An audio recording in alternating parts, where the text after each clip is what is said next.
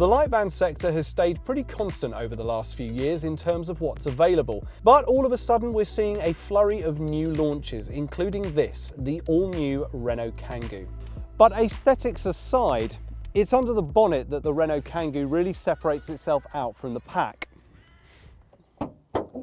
Now this particular version is the 95 PS diesel engine, and you can spec that up to 115 PS if you want a little more power. But you can also opt to spec the vehicle with a petrol engine, a 100 PS unit, which means that if you do want to go for either flavour of conventional fuels, you're covered. There is also an all-electric version of the Renault Kangoo, the E-Tech, which offers a competitive range of 186 miles. Now that is actually a little bit more than some of the Stellantis light vans, so it's already providing a little bit of competition. I think what's really important to remember now is that the Renault Kangoo offers something that van operators really do value. It offers choice and variety, and both of those really are the spice of life. The range of vehicles available is relatively simple. There are two body lengths available called ML19, M standing for medium despite this actually being the shorter of the two, and LL21. No prizes for guessing that the L identifies it as the long version, which can also be spec'd as a crew van. There's also two trim levels to choose from, although you do get some bonus features with the E-Tech. The Kangoo's start trim level has a decent level of equipment, including automatic headlights and wipers, 3.5-inch TFT driver information display, DAB radio with Bluetooth and USB connectivity, electric front windows, manual air conditioning, cruise control, heated and electrically adjustable door mirrors, and a height adjustable driver's seat. E-Tech Start, however, that adds heated seats, a heated windscreen and automatic air conditioning. The step up to the Kangoo Advanced trim level adds an 8-inch touchscreen display with smartphone integration via Android Auto and Apple CarPlay. It also adds an electric parking brake, reverse parking sensors, premium gear stick with chrome inserts, cloth upholstery with yellow accents, 16-inch flex wheels, body-coloured door rails and a wide view mirror.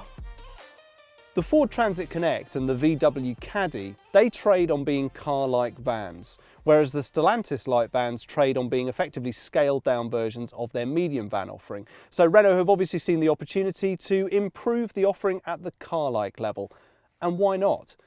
I feel really safe and snuggled in here. I feel these seats are grabbing hold of me. There's a nice big sweeping dash, but everything else is within arm's reach. So you can tell that ergonomics were clearly top of the list when they were designing this new Kangoo. And you've got to say, you've got to give credit to a manufacturer that understands that some people, they want to be able to jump out of a car and into a van without having to adapt to new surroundings. I'm certainly one of them. The first thing I noticed was how high set the gear stick is. It looked odd, but actually frees up cabin space down in the footwell and is really comfortable to use. There are also physical buttons for climate controls, which I think a lot of vans are doing away with unnecessarily. Storage is also pretty generous, with a wide open space in the dashboard and a pop-open storage area right above the steering wheel. You've got decent sized door bins, a bit of overhead space and a little slot down below the gear lever to fill with your bits. This van's cabin has gone the way of other light vans in emphasising the car-like comfort and tighter driving space. So here's the rule. Trim level makes a huge impact on which features and creature comforts you'll enjoy in here, while body length will dictate what you get at the business end. And speaking of, that's a good segue, right? I've said it before and I'll say it again, a van lives and dies on how good its load space is. So let's take a look at what the new Kangoo's load space offers. You can get in through the back, through the two back doors. You've got 60-40 split here. You've got two side sliding doors, which means that this is one of the most accessible light van load spaces on the entire market. You've got some ply lining, which is great, usually thrown in free. You've also got 4 tie downs down both sides, including one on each side that's actually up on the side of the load wall, meaning if you've got a higher load, you're not going to be scrabbling around trying to find a tie down to keep that all nice and secure. There's also some really nice touches. This one in particular is a fold down ladder rack. It's very cool. I mean, you don't have to use it for ladders, but you could use it for pipes, you could use it for doweling. It all just slides straight in and into a compartment over the driver's head. Very, very cool. So well done, Renault. So here are the key stats.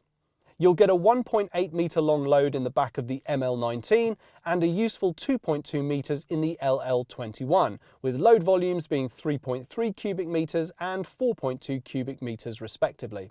Payloads will vary depending on the engine, power unit and trim level in the vehicle you choose, but you can reckon on payloads between 802 kilograms and 987 kilograms for the standard fuel vans, and a pretty competitive 615 kilograms for the all-electric E-Tech. These stats are exactly where they should be for a light van. And that's the point. This is a light van for the modern age, and Renault has made sure it ticks all the right boxes in the places they truly count. So, how do we finish this one? Well, I think you'll agree that I've shown you every reason why I consider the Renault Kangoo to be a major step up for the Renault Kangoo. I'm joking, of course. It's a great small van that offers a lot to users, whether they choose to drive one of these vehicles or any of the others that it might be platform sharing with.